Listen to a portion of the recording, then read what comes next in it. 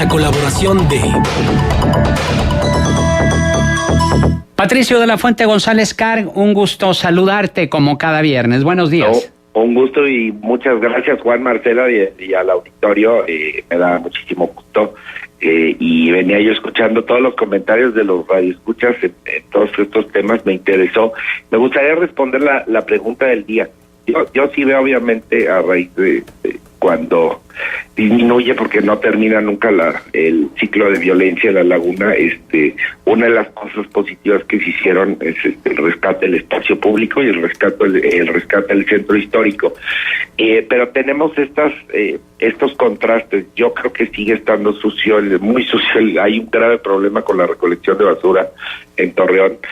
Veía yo el propio tuit que subió Marcel el otro día con una esquina llena de basura. Entonces yo sé que son distintos rubros, pertenecen algunos al municipal, otros al estatal y otros al federal, pero por ejemplo, por un lado queremos un metrobús en Torreón, se está construyendo, por otro lado un teleférico para atraer turismo, pero y aunque son de distintos rubros, como bien lo mencionó, ¿cómo queremos incentivar al turismo y una serie de cosas si no podemos cumplir con esas cosas básicas, ¿no? Como la recolección de la basura? Es como cuando tú vas por una colonia, aquí también en la Ciudad de México, incluso allá, una muy buena colonia donde se pagan altos prediales y ves las calles llenas de hoyos. Entonces son cosas que no entiendes, o sí entiendes que a veces pues el repavimentado de las calles obedece a algún político haciendo negocios, metiendo materiales de baja calidad para tenerlo que volver a hacer en 3 o 6 años. Yo tenía un tío en Estados Unidos, que en paz descanse, que decía que México iba a ser muy bonito el día que lo terminaran. Entonces es como un ejemplo, ¿no? De que parece que no podemos hacer las cosas bien. Sí, pero definitivamente no está limpio. Especialmente el primer cuadro de la ciudad, sí hay un problema. Hay un problema que no solamente tiene que ver con el municipio, tiene que ver con nuestra cultura, tanto de separar basura como de no tirarla, y la seguimos tirando. A ver, hay calles en Torreón y esquinas que son un asco, y la verdad da mucha pena. Y no nada más le quiero endilgar la culpa a alguien, pero que nos comportemos así, que no tengamos esa cultura cívica. Porque es de todos, no nada más es de quien recolecta basura. También la gente tira basura en la calle, yo lo he visto. Entonces, pues esa es mi respuesta a la pregunta del día. También oía que hablaban de Noroña y todo lo que ha pasado esta semana. Bueno, Gerardo Fernández Noroña es un personaje que abona la picaresca nacional. Yo les diría, por un lado, que es un hombre contrariamente a lo que se piensa, que es violento, pues ha tenido una participación de choque en la política, pero es un hombre muy preparado, es un hombre culto, es un hombre leído, es un hombre pensante, pero pues sí tiene maneras poco ortodoxas de hacer política, y ahora pues se metió en este problema, en algo que le señalan, que lo llaman pues un poco la izquierda del caviar, ¿no? Yo creo que ser de izquierda no está peleado con la buena vida en ningún momento, pero a veces de algunos seguidores de la izquierda, de algunos militantes, pues se critica precisamente este hecho, ¿no? De que pregonan esta honestidad, y por otro lado pues tienen una vida suntuosa, ¿no? Pero sí, es un personaje que polariza a Noroña, y pues que ahora pues tendrá una participación destacada en la Cámara, destacada en cuanto a que se va a notar.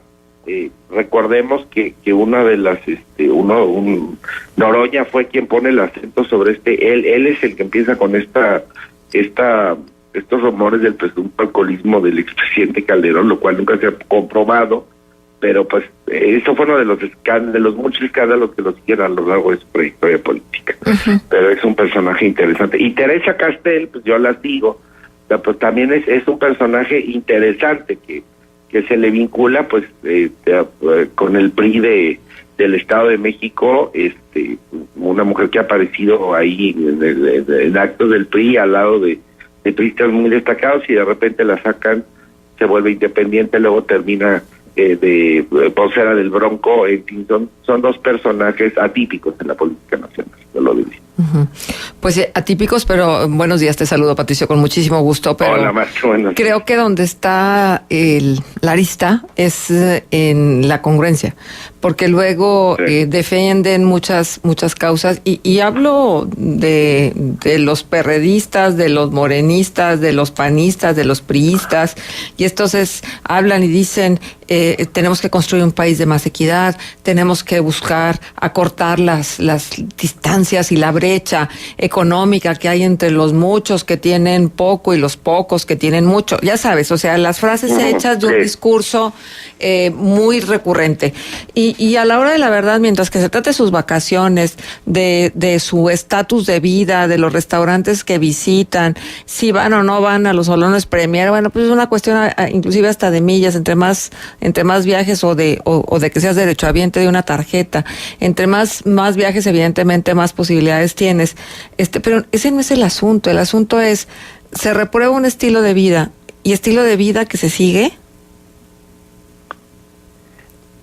Sí, se reprueba, sí, cierto, se reprueba la falta de congruencia. Eso es lo que a la gente no le gusta y lo que la gente nota.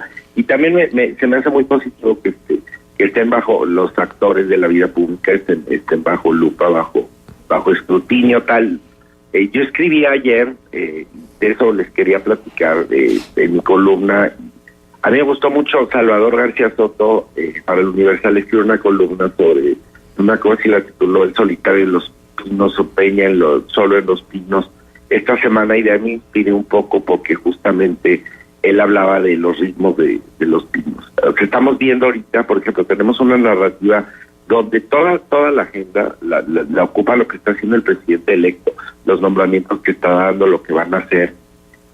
Parece que claudicó el presidente constitucional la labor de Estado. Él bajó el ritmo de la agenda, pero también es una condición de Miguel de la Madrid, lo decía Marcela, el poder en México es muy celoso, especialmente el poder presidencial. En México es como llega a uno y corta de tajo. Esto parece que está sucediendo anticipadamente. Entonces, el presidente está quedando solo. Entonces, yo hablaba un poco de lo que hemos visto justamente en estos personajes vigilados con lupa, pues que la primera dama, Angélica Rivera, pues fue captada en Europa. Parece que pues, eso afecta a estos viajes, que lleva mucho tiempo por allá. Yo no estoy aquí criticando el hecho de que pueda o no ir a Europa la señora. No sabemos con qué recursos. ¿Por qué? Porque la figura presidencial y especialmente la primera dama están en un limbo jurídico, en un área gris, y además donde no están obligados, ninguna ley de transparencia contempla a la figura de la primera dama, ni de qué vive, de qué sueldo se le asigna. No sabemos nada, ni sabremos probablemente. Entonces, pero vemos esta disparidad entre un presidente que ha claudicado, que dice no está solo, que es una condición natural de la política y es muy ingrato, y otro que está ocupando la agenda, ¿no? En estos días. Y la pregunta que hago al final de la columna es si algo tan sencillo como poder caminar por las calles lo podrán hacer. ¿Cuántas familias presidenciales han logrado eso en México? Por las condiciones del sistema político, por cómo es el país o por lo que han hecho, muy pocas. Yo creo que hay muy pocos expresidentes. A Miguel de la Madrid le pasaba, él decía, yo podía salir a las calles de Coyoacán y la gente no me agredía y la gente me saludaba. ¿Qué va a pasar con esta familia? Entonces ahí el gran contraste entre quien hoy ocupa los reflectores y quien aparentemente claudicó el ejercicio del poder y se encuentra solo en los pinos. Así lo escribe García Soto, y pues yo quisiera recomendar esa columna, porque es lo que me ha traído como en el pensamiento, ¿no? Yo cada 6 años me gusta revisar el proceso del despoder, le llamo, de este eclipse, que es brutal, y cada presidente lo ha vivido de distintas maneras. Pues no sabemos cómo lo vivirá Peña, pero pues sí dicen que el presidente se está quedando solo, ¿no? Bien, hay preguntas para ti por parte del auditorio. Con mucho gusto. Lo que nos dice Luis Armando. ¿Cómo interpreta Patricio la salida de Rubén Moreira del PRI? ¿Renunció o lo renunciaron? Híjole, muy buena pregunta, un saludo. No sé, francamente. No sé, yo creo que bueno, pues no era momento, además duró un mes, ¿no? Una cosa así. Yo no sé si no haya habido buena interlocución con la nueva presidenta, o cuál es por qué toma esta decisión, porque para bien o para mal, pues Rubén Moreira es un hombre que lleva las cosas a fin, tiene una disciplina política. Digo, hay mil cosas que le hemos criticado siempre, pero tiene una disciplina política y una cierta constancia. Así como le podría decir que Humberto es el pachanguero, el carismático, ¿cómo definir a Rubén? Rubén es un pragmático de la política y es un hombre dedicado, la verdad, aunque nos guste o no. Entonces sí me salta y me extraña y francamente no sé qué lectura darle. Yo le pediría a Radio Escucha pues que me dé chance de averiguar con mis contactos del bajo mundo qué pasó ahí. No he podido platicar con mis amigos del PRI, lo haré con mucho gusto, pero francamente no sé. Les quisiera preguntar a ustedes, Juan y Marcela, ¿qué lectura le dan a esto? Oye, Patricio, pero déjame decirte una cosa. Creo que Andrés Manuel López Obrador, cuando estaba en campaña, se refirió a los Moreira. Y no necesariamente en buenos términos. ¿No será que por ahí pudiera haber una lectura? Buen punto.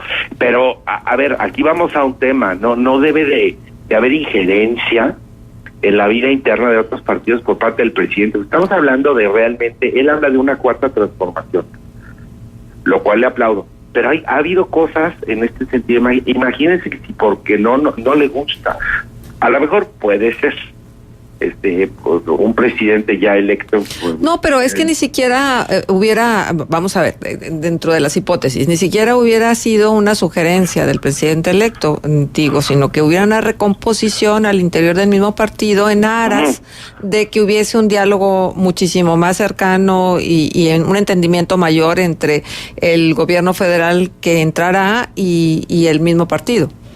Puede ser, desde ahí puede ser. Yo no quiero pensar que fue oigan, es que a raíz de una sugerencia del pues si no es Carmen Aristegui y no es Gutiérrez Vivo. Pero hay otra cosa, ahorita que se habla un poco de la Maciato, del Primor y todo esto, o sea, el priista sí tiene, aunque no sea de su partido, el priista tiene un gen de obediencia y de institucionalidad respecto a la figura del presidente.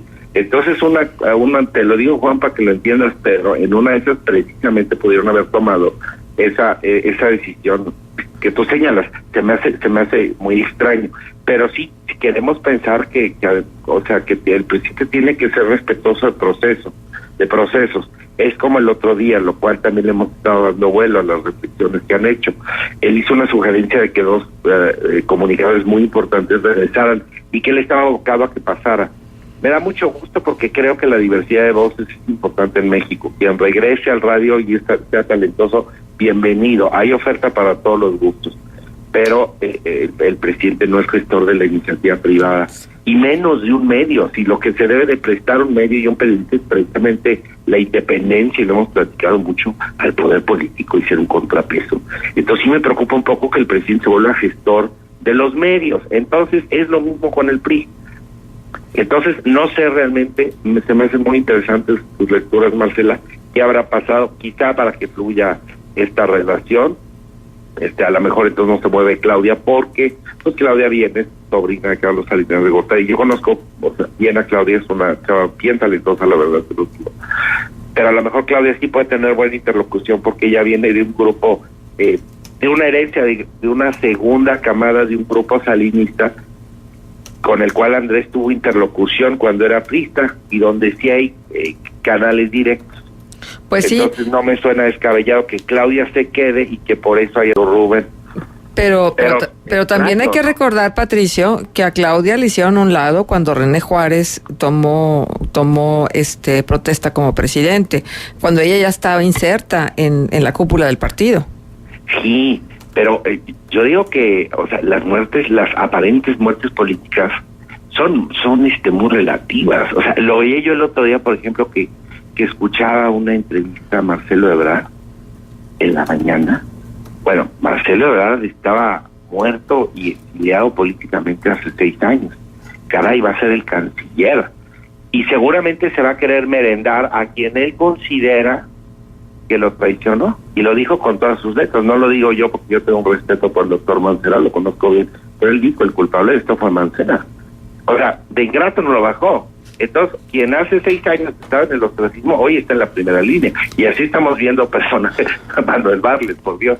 Entonces, me dices, Claudia hace iba casi para afuera, pues ahorita Claudia está ahí al frente de un barco medio hundido, pero ahí está. Entonces, en política siempre existen los segundos actos y los regresos. Por eso a veces pelearse con alguien y expedirle certificado de defunción de política, tú según tú lo estás bien muerto y de repente llegas a jalarte las patas. Sí, claro. Muy bien, Patricio, ¿algún punto de contacto? @PatoLocuasto con cuento Twitter. Muchas gracias y bueno, pues gracias. Vamos a pensar qué pasó ahí con Rubén Moreira. Buen tema. Gracias, Patricio. Bye.